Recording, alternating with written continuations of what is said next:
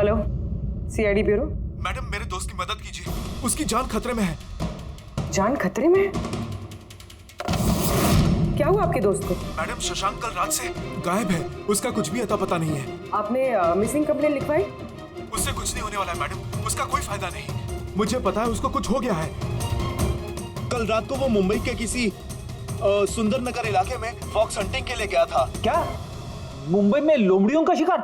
हे सुनो सुनो, अगर तुम सीआईडी के साथ मजाक करने की कोशिश कर रहे हो तो तुम्हारे लिए बहुत भारी पड़ेगा। 2 मिनट लगेगा तुम्हारा लोकेशन ट्रैक करने में और गिरफ्तार करने में। मैं सच में मजाक नहीं कर रहा हूँ सर, सचमुच में उसकी जान को खतरा है। आप प्लीज जाइए, उसको ढूंढिए। नाम पूछिए उसका। आप बोल कौन रहे हैं? सर मेरा नाम राजीव कुमार है। राजीव, ये फॉक्स हंटिंग ये क्या है? सर मैं आपको वो सब डिटेल में बताऊंगा, पर इससे पहले कुछ हो ना जाए। आप प्लीज सुंदरनगर जाइए, उसको ढूंढिए। राजीव सुनो, राजीव हेलो।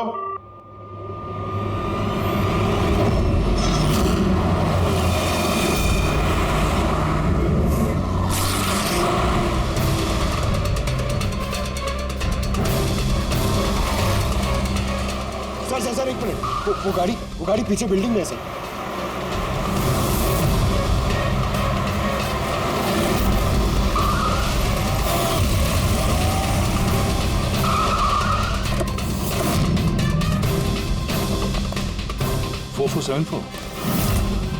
तो शशांक की गाड़ी का नंबर तो यही है। अगर ये शशांक की गाड़ी है तो फिर शशांक भी यहीं पर होना चाहिए।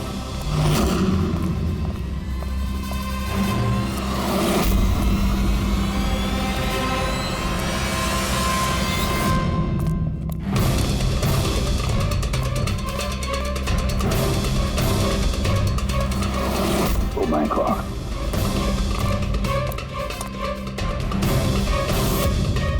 He's dead, sir. तो राजू का डर सही निकला। उसे पता था कि शशांक की जान को खतरा है। इसका मतलब राजू जानता होगा कि कौन शशांक की जान के पीछे पड़ा है। पूर्वी, तो राजू को फोन करो।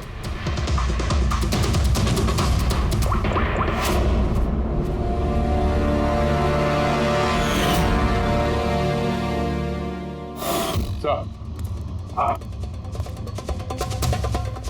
2 गोलियों के शर, .38 कैलिबर। सर ये राजीव फोन नहीं उठा रहा है। सर कहीं इस राजीव की जान को भी खतरा तो नहीं है? सर एक बात समझ में नहीं आ रही सर। शहर के इस इलाके में कोई लोमड़ियों का शिकार करने क्यों आएगा? शिकारी खुद शिकार हो गया। मुझे तो यहाँ दूर दूर तक कोई भी लोमड़ी नजर नहीं आ रही है। रेडी पंकज, चुप रहो। ये फॉक्स हंटिंग सीक्रेट कोड है और इसका राज सिर्फ राजीव ही बता सकता है। राजीव के घर जाके पता लगाना पड़ेगा।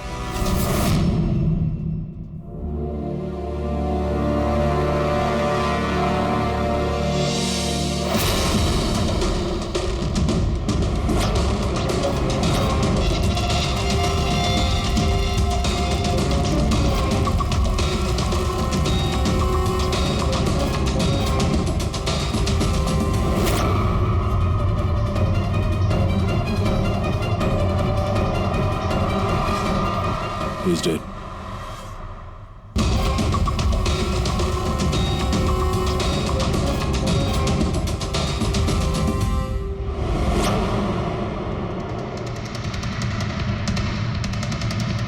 सर राजीव है सर। इसने अपने दोस्त की जान बचाने के लिए हमें फोन किया था और किसी ने इसी को मार दिया। और सर मारा भी शायद उसी गन से। ये देखिए, .380 की बुलेट शेल्स, ठीक वैसे ही जैसे शशांक की बॉडी के पास में। ये कोई आपसे दुश्मनी का केस लगता है। किसी की राजीव और शशांक से कोई गहरी दुश्मनी होगी। खूनी तक पहुंचने के लिए सुराग हमें इस घर से ही मिलेगा। सर यहाँ तो बहुत सारे पजल की बुक्स और गेम्स हैं। सर डेस्कटॉप पे भी बहुत सारे पजल गेम्स हैं।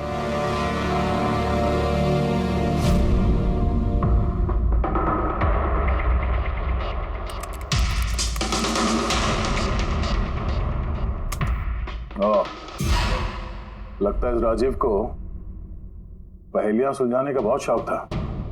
ये देखो, उसके इस लैपटॉप पे ये पजल गेम का वेबसाइट खुला हुआ है। लेकिन सर इस पजल वाली वेबसाइट में है क्या? पूर्वी, लगता है ये वेबसाइट एक ग्रुप की तरह है, ये पजल प्रेमियों का ग्रुप। इस वेबसाइट में जितने भी मेंबर्स हैं ये सब पहेलियों के शौकीन हैं। ये देखो, यहाँ पे ये पहेलियों के पिक्चर्स डाल रखे हैं और यहाँ पे ये अलग अलग तरह के पहेलियों के खेल के बारे में बात हो रही है। ये क्या? ये शशांक भी इस वेबसाइट का मेंबर था? अरे हाँ सर, लेकिन ज्यादा पुराना मेंबर नहीं था। इसने पिछले महीने ही वेबसाइट ज्वाइन की। सर, इसका मतलब वो फॉक्स हंटिंग भी एक पहेली है जिसे सुलझा के ही हमें वो खूनी मिलेगा। हाँ पंकज, अब लगता है कि फॉक्स हंटिंग की अगली कड़ी हमें इस शशांक के घर पे ही मिलेगी।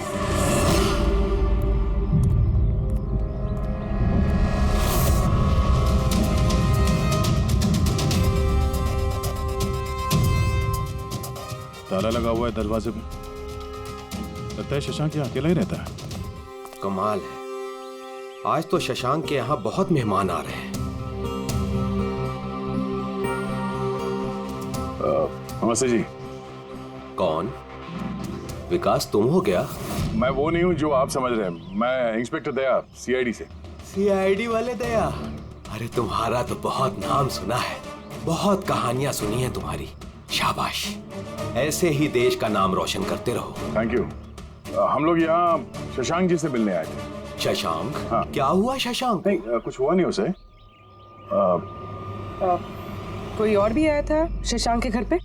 हाँ, 20-25 मिनट पहले कोई आया तो था।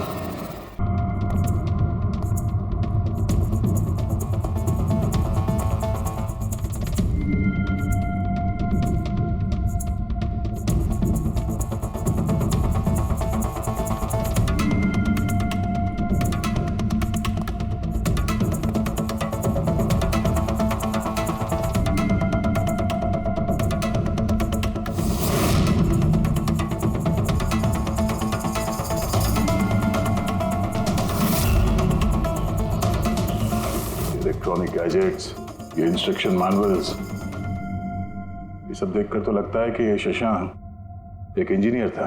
किसी खास तरह के गैजेट के आविष्कार की कोशिश में लगा था ये। हाँ सर, यहाँ पर तो इतने सारे सर्किट बोर्ड्स और ये शॉर्ट वेव रेडियो भी है। ये देखिए।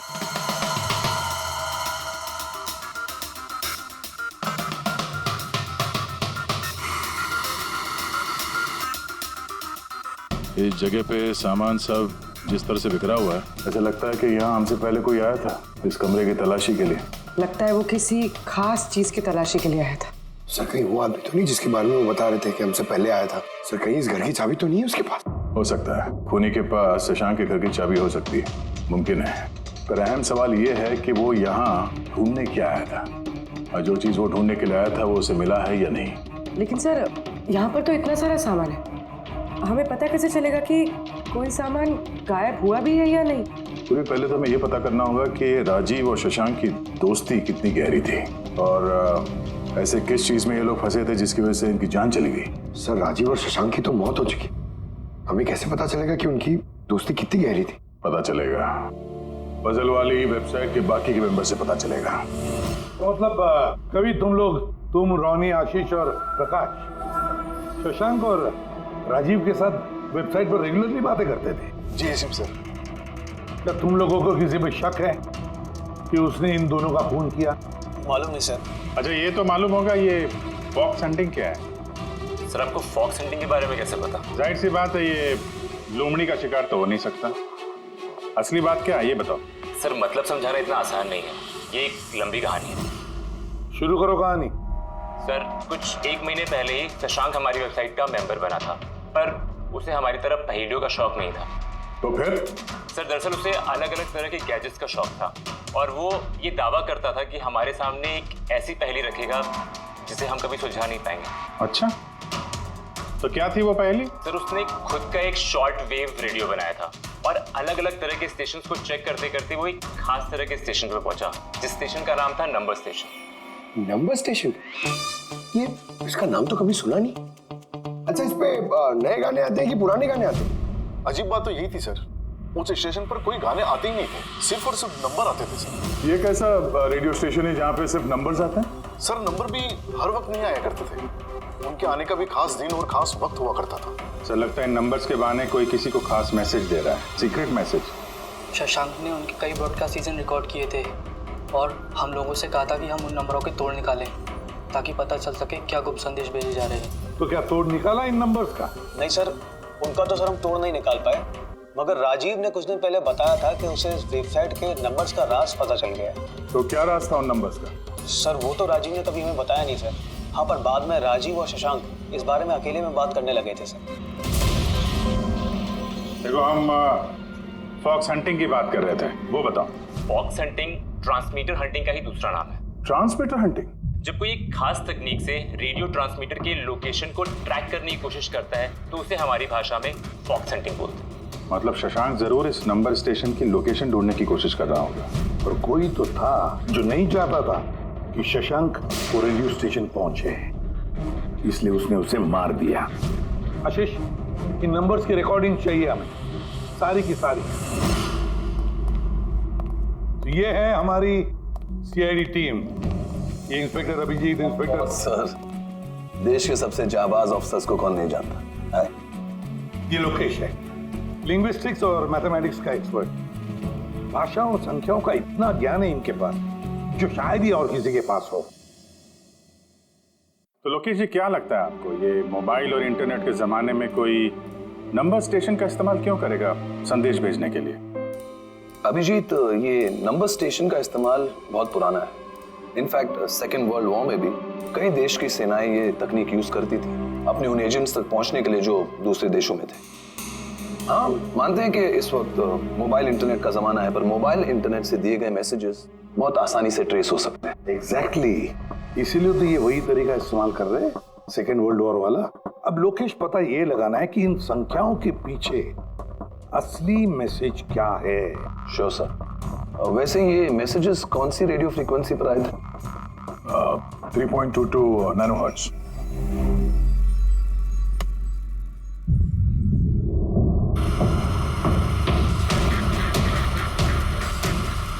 सर, इस रेडियो स्टेशन से तो कोई नंबर वंबर नहीं आ रहा है। I am not surprised. I am sure मुजरिम को पता चल गया होगा कि केस अब सीआईडी के हाथ में है, इसलिए उसने अपना मैसेज देने का तरीका या फिर रेडियो फ्रीक्वेंसी चेंज की होगी। तो नया चैनल ढूंढने में कितना वक्त लगेगा? बहुत मुश्किल है दया। एक नया चैनल ढूंढना मतलब रेगिस्तान में सुई ढूंढने के बराबर है। महीनों या तो सालों भी लग सकता है। नहीं लोकेश, हमारे पास वक्त भी नहीं है उतना। एक काम करते हैं, पुराने रिकॉर्डेड मैसेजेस सुनते हैं। लोकेश जी, ये मैसेजेस हफ्ते में 4 बार भेजे जाते हैं, मंडे, ट्यूसडे, वेडनेसडे और थर्सडे को। ये मैसेज सबसे पहले हफ्ते के सोमवार को ब्रॉडकास्ट हुआ था उस नंबर स्टेशन पे। आंखों ही आंखों में इशारा हो गया। 1 9 4 2 3 4 5 7 0 9 3 5 2। आंखों ही आंखों में इशारा हो गया। 9 2 3 4 0 5। आंखों ही आंखों में इशारा हो गया।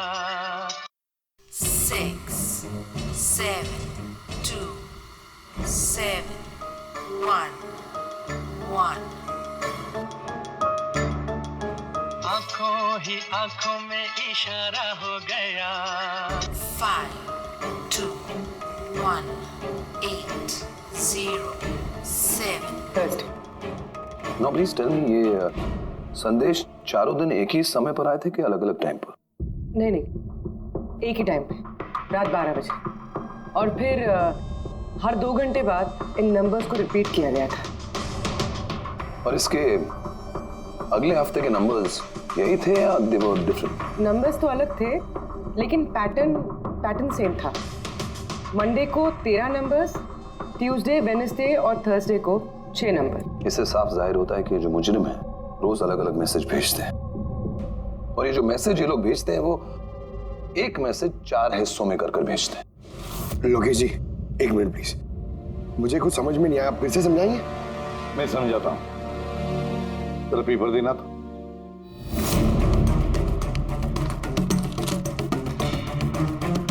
मान लो ये पूरा कागज एक मैसेज है, एक। इसके हम 4 हिस्से करेंगे। अब इस एक कागज के 4 टुकड़े हो गए, 4 हिस्से, मतलब एक मैसेज के 4 हिस्से हो गए, है ना? ये देखो,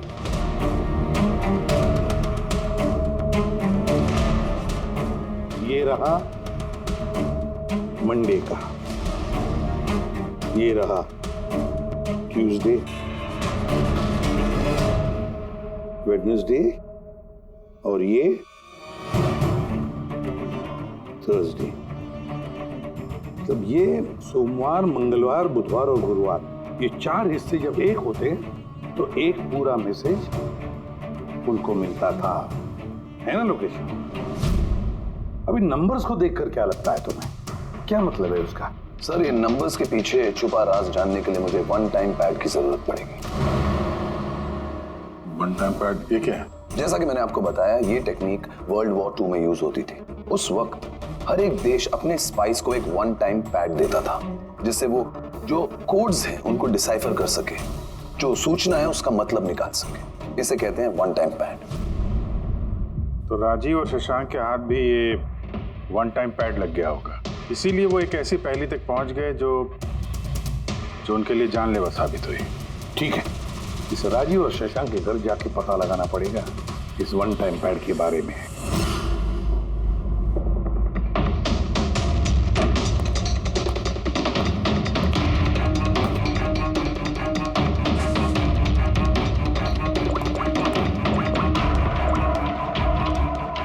हेलो अभिजीत सर, यहाँ पर तो कोई कागज नहीं है। आपको कोई कागज मिला? हम लोग शशांक के घर में ही हैं, देख रहे हैं। कौन शशांक? कौन है यहाँ? आप आइए, पहचाना? इंस्पेक्टर दया। अच्छा, सीआईडी वाले दया। आप यहाँ कुछ काम थे यहाँ? हाँ, वो शशांक मेरी इलेक्ट्रिक केतली लेकर आया था कुछ दिनों के लिए, वही लेने के लिए आया था। पंकज सर, देखो वहां पे कोई इलेक्ट्रिक केटल है क्या? सर, ये इलेक्ट्रिक केटल तो शशांक की है, इंटरनेट से मंगाई उसने, ये बिल है साथ में। नहीं, ये इलेक्ट्रिक केतली मेरी ही है। लगता है आपको कोई गलतफहमी हो रही है, ये केटल तो शशांक नहीं खरीदा था। नहीं दया, मुझे कोई गलतफहमी नहीं हो रही है।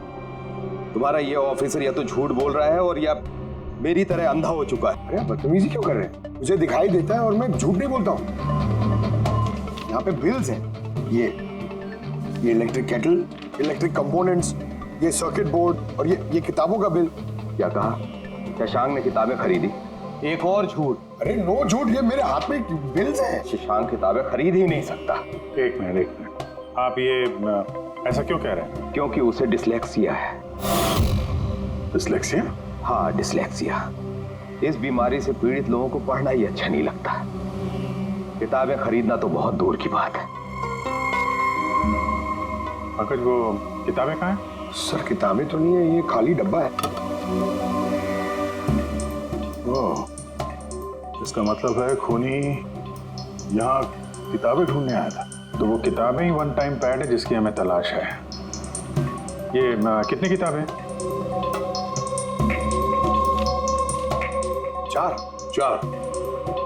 4 हफ्ते के लिए 4 किताबें।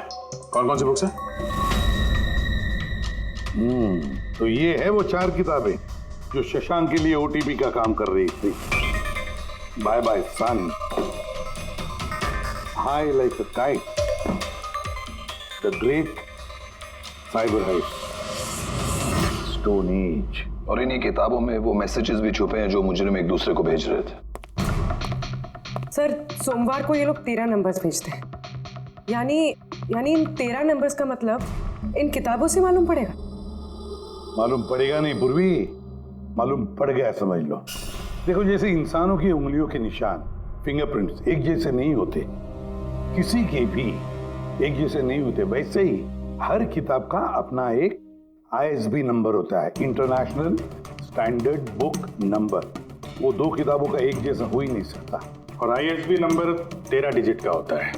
किताब के पीछे ये बारकोड देख रहे हो, इसके नीचे लिखा हुआ है। इसे किताब का बारकोड भी कह सकते हैं। वैसे ये नंबर दूसरे तीसरे पेज पे भी लिखा रहता है, ISB नंबर। सर मतलब इन ISB नंबर्स को इंटरनेट पे सर्च करके मुजरिम को सबसे पहले ये पता लगता है कि किताब कौन सी खरीदनी है। एग्जैक्टली। और फिर उस किताब के ISB नंबर से वो लोग अपना सीक्रेट मैसेज ढूंढ लेते हैं। तो जो पहले सोमवार को ISBN नंबर भेजा गया था सर, वो है ये 19423457099352। पूरी जरा चेक करो इन चारों किताबों में से ये ISBN नंबर किसका है।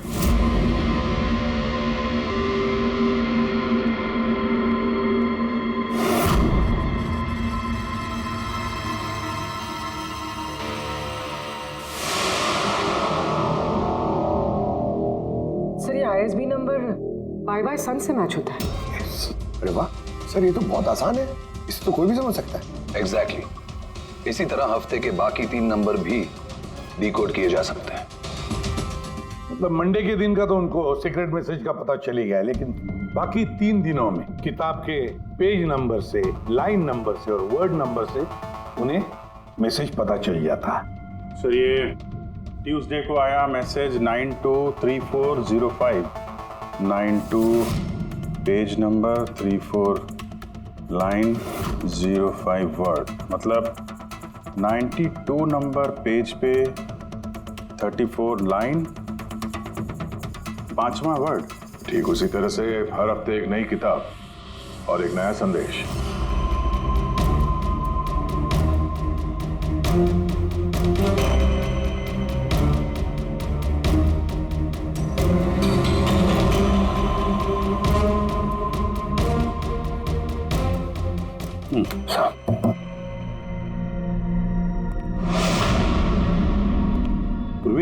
सर पहले हफ्ते का क्या मैसेज है? सर इस बाय सन किताब से जो पहले हफ्ते का मैसेज है वो है kidnap money bags junior. Kidnap money bag.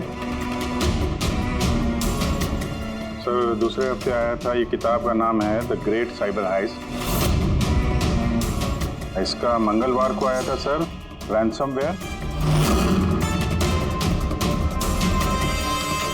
और वेडनेसडे को अटैक, और थर्सडे को आखिरी मैसेज आया था ट्रिंग ट्रिंग ट्रिंग ट्रिंग। और तीसरे हफ्ते की किताब है sir high like a kite. High like a kite. और इसका संदेश है कंसाइनमेंट। कंसाइनमेंट जी सर। बीच। बीच। साउथ। South Beach. सर ये जो चौथी किताब है, इस हफ्ते की किताब द स्टोन एज, इसका मैसेज जो है ट्यूसडे के लिए black forest. Black forest. Wednesday का है गोज। बस इतना ही है सर, इट्स इनकम्प्लीट। आज गुरुवार है सर, ये अधूरा संदेश आज रात पूरा किया जाएगा। हाँ अभिजीत, अब तक जितना भी मैसेज आया हमारे पास अच्छी तरह से स्टडी करके देखना पड़ेगा ये क्या खिचड़ी पक रही है। सर ये पहला message kidnap money bag junior. ऐसा लगता है ये मैसेज अजिंक्य जी के लिए। अजिंक्य के लिए ही है दया, क्योंकि अजिंक्य सबसे बड़ा फाइनेंसर है फिल्मों का, और उसका निकनेम भी मनी बैग है। किडनैप मनी बैग जूनियर, शायद कोई अजिंक्य के बेटे को किडनैप करना चाहता है। जूनियर? हाँ हो सकता है, बिल्कुल हो सकता है अभिजीत। फिर अगला मैसेज है रैंसमवेयर अटैक ट्रिंग ट्रिंग। यार ये ट्रिंग ट्रिंग तो हमारी देश की सबसे बड़ी टेलीकॉम कंपनी है, कहीं ऐसा तो नहीं ये गैंग इस कंपनी पर रैंसमवेयर अटैक करने वाली है? सर ये रैंसमवेयर अटैक मतलब? अरे यार, कोई ड्रिंक कंपनी के डेटा और सर्वर को हैक करना चाहता है, और हैक करने के बाद फ्री करवाने के लिए वो लोग ड्रिंक कंपनी से रैंसम लेंगे। ओ, तो इसे कहते हैं रैंसमवेयर अटैक। मगर सर ऐसे कोई न्यूज़ तो आई नहीं है कि ड्रिंक कंपनी पे ऐसा कोई साइबर अटैक हुआ हो। सर मेरे पास भी ये ट्रिंक का ही सिम कार्ड है, लेकिन कनेक्टिविटी का तो कोई इशू ही नहीं है। और सर तीसरा मैसेज है कंसाइनमेंट साउथ बीच। ऐसा लगता है कि साउथ बीच में कोई गैर कानूनी कंसाइनमेंट आ चुका है या फिर आने वाला है। Black forest gold. Abhijeet Daya, इस गैंग का असली गेम क्या है? आज रात को 12 बजे से पहले पता लगाना पड़ेगा, और रात के 12 बजे जो नंबर ब्रॉडकास्ट होने वाला है उसे ब्रॉडकास्ट होने नहीं देना चाहिए। क्या काम करो, इस अजिंक्य के घर जाओ और पता लगाओ उसका बच्चा ठीक है क्या। अभिजीत, ड्रिंक कंपनी में जाकर उन्हें अलर्ट करो, कहो कि उन पर शायद साइबर अटैक होने वाला है, रैंसम अटैक। और पंकज, साउथ बीच जाओ और देखो कोई कंसाइनमेंट आया है क्या, या फिर कोई कंसाइनमेंट आने वाला है क्या, पूरा पता लगाओ। सर मैं कहाँ जाऊँ सर? हम कहीं नहीं जाएंगे, हम तीनों यहीं पर रुकेंगे ये पता लगाने के लिए कि इस गैंग को कैसे पता चला कि शशांक और राजीव ने उनके सारे मैसेजेस डिकोड कैसे किए।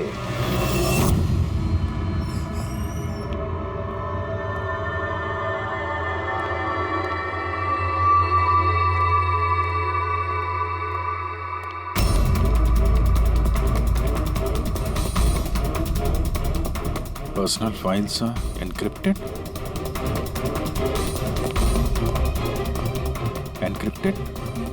सर क्या चाहिए सर, किसे मिलना है आपको? फिलहाल सबसे सीनियर कौन है इस ऑफिस में? सर सभी सीनियर्स यहीं पे है, सीईओ और कंपनी के मालिक भी यहीं पे है, बट अभी वो लोग एक अर्जेंट मीटिंग में बिजी है। कहाँ चल रही मीटिंग? देखिए अभी आप उनसे नहीं मिल सकते। कहाँ चल रही है मीटिंग? सर वो वहाँ पे कॉन्फ्रेंस रूम में। किसी को कानो कान खबर नहीं होनी चाहिए इस अटैक की। मीडिया वालों को तो बिल्कुल नहीं तो मार्केट में हमारा नाम खराब हो जाएगा। ये बात बाहर नहीं जानी चाहिए, समझे? Thank you. जिसका डर था वही हुआ। गैंग कामयाब हो गया इस अटैक में। हेलो दया। अब देखते हैं शशांक के बाद और कौन कौन से लोग इस वेबसाइट के मेंबर बने हैं। जो इनमें से कोई एक है जिसने शशांक के बारे में अपनी गैंग को पूरी इंफॉर्मेशन दी है। सर शशांक के साथ 2 लोग जुड़े इस वेबसाइट से, कवि और रोनी। कवि और रोनी, इनकी डिटेल है क्या? देखो सर ये कवि थाने में रहता है और इसकी किताबों की एक दुकान है। कवि की किताबों की दुकान है तो फिर उसके लिए ISB नंबर, मेरा मतलब है इंटरनेशनल स्टैंडर्ड बुक नंबर का इंतजाम करना तो बाएं हाथ का खेल है। और ये रोनी वो क्या करता है?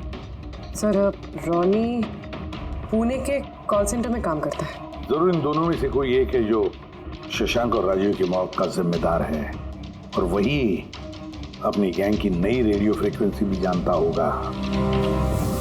सर अगर हमें इस गैंग की नई रेडियो फ्रीक्वेंसी का पता चल जाए तो एक पावरफुल ट्रांसमीटर से हम उनकी लोकेशन भी जान सकते हैं। लोकेशन रेडियो फ्रीक्वेंसी का बंदोबस्त हो जाएगा, मगर ये पावरफुल ट्रांसमीटर का क्या? सर मेरे कुछ कनेक्शंस हैं, मैं उनसे बात करके हमारे लिए एक ट्रांसमीटर बनवा सकता हूँ। ग्रेट, तो फिर बनवाता। और फ्रेडी, दया को फोन करके पूछो अजिंक्य के बारे में क्या पता चला। आप कॉफी लेंगे? No thanks. वैसे ये आपके घर के बाहर इतनी सिक्योरिटी हमेशा रहती है या आज कुछ खास बात है? हाँ, ये सिक्योरिटी हमेशा रहती है। आप तो जानते ही हैं फैन लोगों को, कितनी बार ये घर के अंदर घुस आते हैं।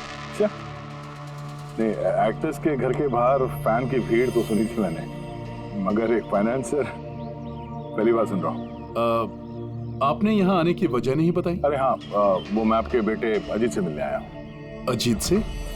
मगर क्यों? क्या उससे कोई गुनाह हो गया है? नहीं, बस एक रूटीन इंक्वायरी। मतलब? सॉरी, मैं वो आपको नहीं बता सकता, मैं अजीत को बताऊंगा। अजीत की तबीयत ठीक नहीं है। तबीयत खराब है या वो किडनैप हो गया? किडनैप? What nonsense! देखिए अजिंक्य जी, उन अपराधियों के दबाव में आके आप सीआईडी से झूठ मत बोलिए। हमें खबर मिली है कि एक गैंग है जो आपके बेटे अजीत को किडनैप करना चाहती है। अजीत कहाँ है इस वक्त? वो घर पे ही है। मैं उसे देखना चाहता हूँ अभी। रामो,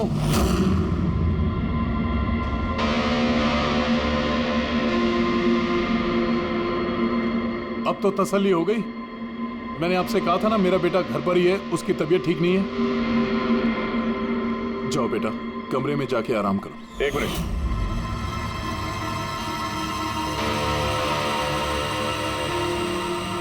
जरा कैप निकालना। मत उतारना टोपी। क्यों नहीं? हाँ? क्या कहा मैंने? क्या बता रहा हूँ? चलो। नहीं। उन्होंने क्या बोला?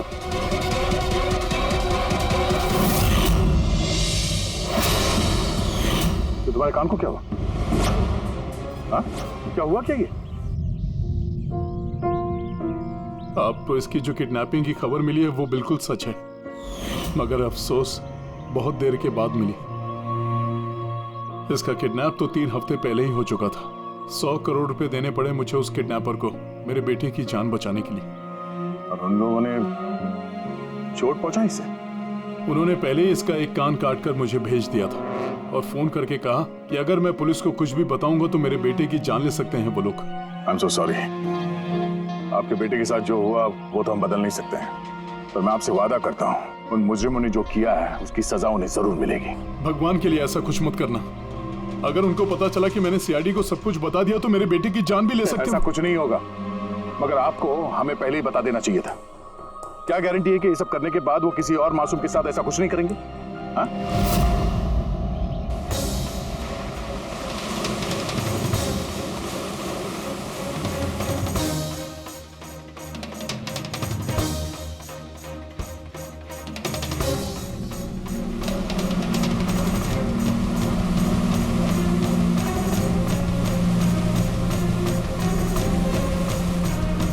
अगर वो कंसाइनमेंट आ चुका है और डीलिंग हो चुकी, फिर तो कोई सुराग मिलना चाहिए यहाँ पर।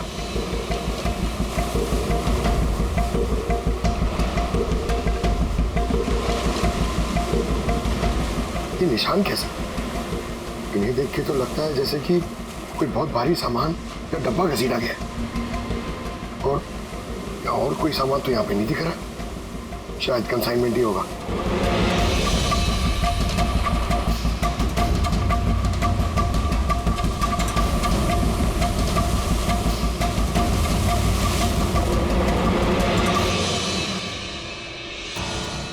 आपके पास तो काफी अच्छा कलेक्शन है किताबों का मिस्टर कवि। आप लोग यहाँ मुझे बुला लिया होता मैं भी आ जाता। हम लोग वीडियो चैट भी कर सकते थे फिर से।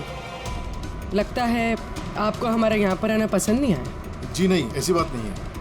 क्या लेंगे आप लोग, चाय या ठंडा?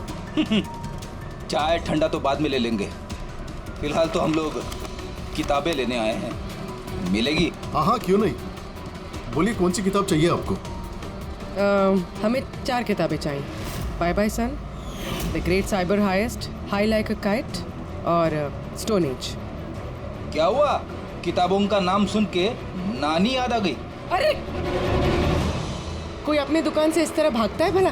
मैडम वो लोग बहुत खतरनाक लोग हैं मैडम, वो मुझे मार देंगे। अगर सच नहीं बोलोगे तो फांसी पे चढ़ोगे। शशांक और राजीव के खून के जुर्म। नहीं, मैंने उनका खून नहीं किया, मुझे तो बस उन पर नजर रखने के लिए कहा गया था। किसने कहा था नजर रखने के लिए? कवि! कवि! हाँ, कवि! 6.21 नैनोहर्ट्ज। क्या? लेकिन कवि 6.21 नैनोहर्ट्ज। अब इससे पहले कि इस हफ्ते का आखिरी संदेश वो लोग भेजे और एक जुर्म करें, हमें इस गैंग को रोकना होगा। और सर, जितने भी जुर्म इस गैंग ने किए हैं सब के सब वीकेंड में किए हैं, शुक्रवार, शनिवार, रविवार। हाँ, मतलब गुरुवार के दिन आखिरी संदेश आ जाएगा और फिर फ्राइडे और सैटरडे, शुक्रवार और शनिवार के दिन वो लोग जुर्म कर देंगे। और सर जुर्म सिर्फ एक तरीके का नहीं है, अलग अलग तरह का। ये kidnapping, cyber extortion. Sir forensic lab से आ रहा हूँ। डॉक्टर सालुंके को रेत से कोकेन की ट्रेसेस मिले सर। माय गॉड, बीच में ड्रग स्मगलिंग चल रही। न जाने किन किन गुनाहों से जुड़ी हुई है ये गैंग। देश की सुरक्षा को ध्यान में रखते हुए हमें इस गैंग को जल्द से जल्द खत्म करना ही होगा।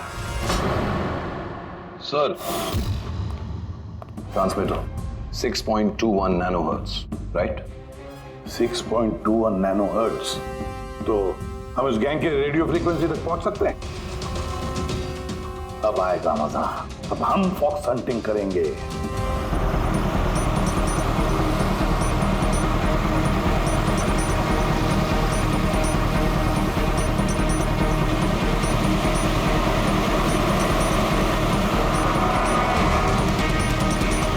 बस बस सर, यही सिग्नल दिखा रहा है सर। बस ये रेड डॉट मिल जाए। देखो रेड डॉट कहां पे है।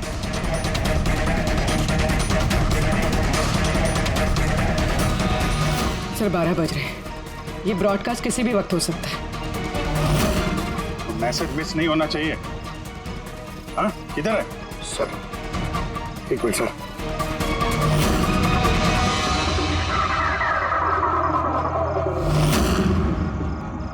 सर हाँ, एक मिनट सर, इधर है सर।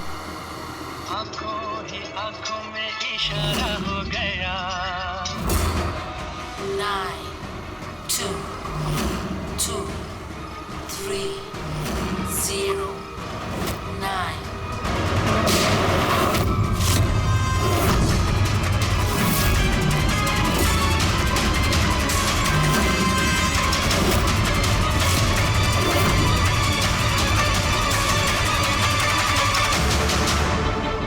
नो, इसने तो अपने आप को गोली मार ली है।